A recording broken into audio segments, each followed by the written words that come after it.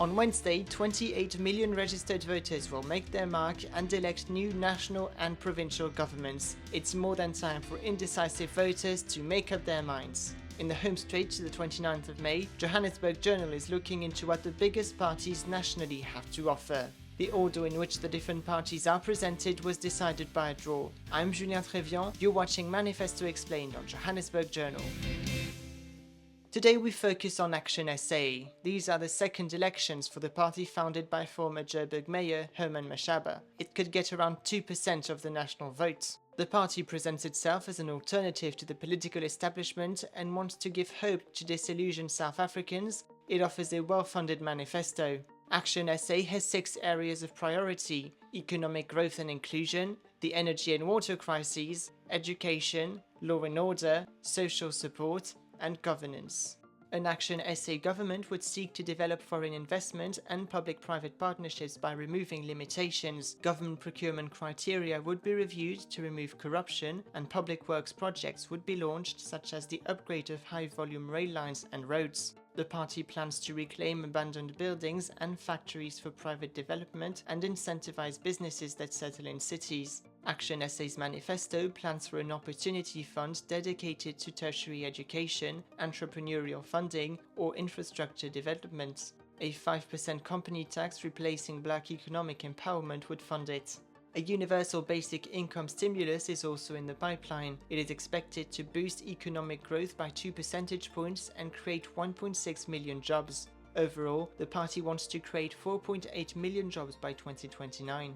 Cadre deployment at Eskom would end. The utility would employ competent staff appointed on merit and be unbundled to make way for an open electricity market. Renewable sources share in the energy mix would increase, rooftop solar would be incentivized, and the government would engage with communities affected by this movement to help them with skills development. ActionSA would ensure water supply meets demand by investing into new infrastructure, a nationwide identification program, and by reducing consumption.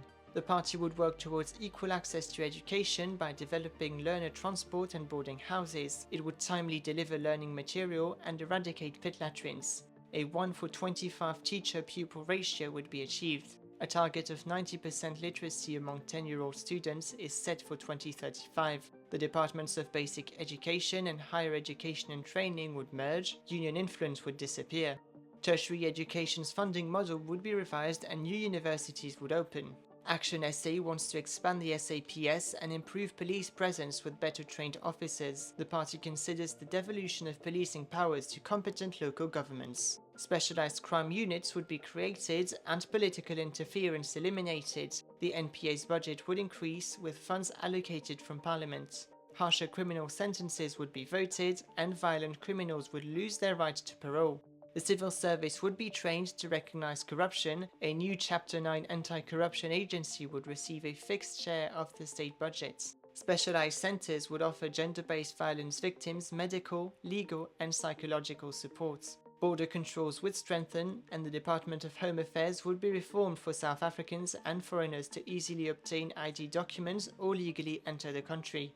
ActionSA opposes the implementation of the NHI. It would eliminate corruption in the public and private healthcare, streamline management, invest in infrastructure, and recruit more personnel. Health insurance costs would decrease and minimum benefits would expand. Finally, ActionSA would work on improving the public services efficiency. It would depoliticize state institutions by making appointments on merit and creating an independent selection panel for senior positions. Cabinet would be reduced to 20 ministers and public wage expenditure would be limited to 10% of the GDP.